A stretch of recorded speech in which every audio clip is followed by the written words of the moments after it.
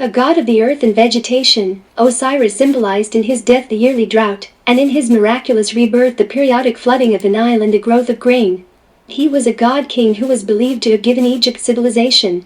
Osiris was the first child of Nut and Jeb, and therefore the brother of Seth, Nephthys, and Isis. He was married to his sister, Isis. He was also the father of Horus and Anubis. These traditions state that Nephthys, mother of Anubis, assumed the form of Isis, seduced him, perhaps with wine, and she became pregnant with Anubis.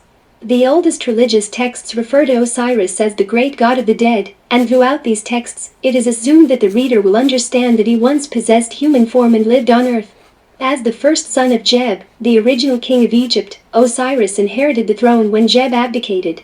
At this time the Egyptians were barbarous cannibals and uncivilized. Osiris saw this, and was greatly disturbed. Therefore, he went out among the people, and taught them what to eat, the art of agriculture, how to worship the gods, and gave them laws. Thoth helped him in many ways by inventing the arts and sciences, and giving names to things. Osiris was Egypt's greatest king who ruled through kindness and persuasion. Having civilized Egypt, Osiris traveled to other lands, leaving Isis as his regent, to teach other peoples what he taught the Egyptians. During Osiris's absence, Isis was troubled with Seth's plotting to acquire both her and the throne of Egypt. Shortly after Osiris's return to Egypt, in the 28th year of his reign, on the 17th day of the month of Hathor, late September or November, Seth and 72 conspirators murdered him. They then threw the coffin in which he was murdered into the Nile, with his divine body still inside. Isis, with the help of her sister Nephthys, and Anubis and Thoth, magically located Osiris's body. Upon learning that his brother's body was found, Seth went to it and tore it into 14 pieces and scattered them throughout Egypt. Isis once again found every part of his body, save his phallus. It had been eaten by the now cursed Nile fish. She magically reassembled Osiris, and resurrected him long enough to be impregnated by him, so that she could give birth to the new king Horus. Seth of course was not willing to surrender the throne of Egypt to the youthful Horus, and thus a tribunal of gods met to decide who was the rightful king. The trial lasted 80 years. Eventually, through Isis's cunning, she won the throne for her son. Osiris meanwhile had become the king of the afterlife. He was believed to be willing to admit all people to the Duat, the gentle, fertile land in which the righteous dead lived, that had lived a good and correct life upon earth, and had been buried with appropriate ceremonies under the protection of certain amulets, and with the proper recital of certain divine words and words of power. His realm was said to lie beneath none, in the northern heavens or in the west. It is as the king of the afterlife that Osiris gained his supreme popularity. He was originally a minor god of Middle Egypt, especially in comparison to the gods of Heliopolis and Hermopolis, etc.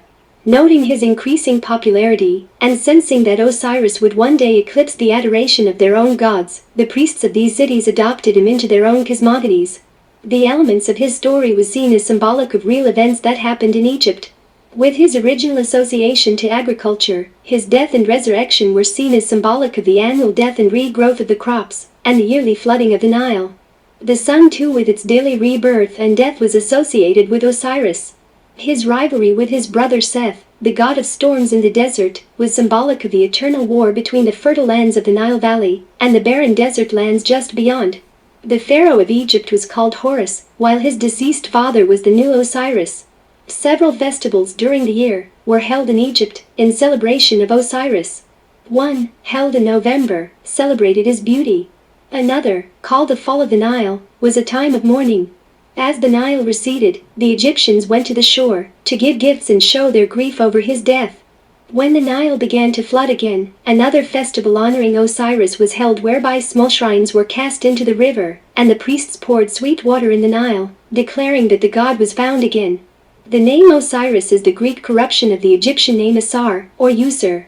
There are several possibilities as to what this name means. The strength of the eye is one. Another is he sees the throne.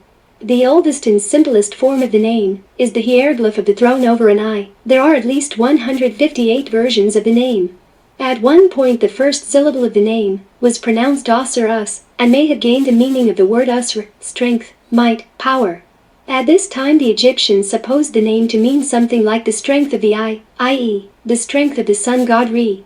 Another possibility raised by an ancient hymn's author is that the name Nefer, another name by which Osiris was known, comes from the root sun, to open, to appear, to make manifest, and Neferu, good things. The author then wrote these lines in his hymn to the god: "Thy beauty maketh itself manifest in thy person, to rouse the gods to life in thy name Nefer." In any case, even to the ancients, the origin of Osiris's Egyptian name is a mystery. Osiris was usually portrayed as a bearded, mummified human with green skin and wearing the Atev crown. His hands emerge from the mummy wrappings and hold a flail and crook.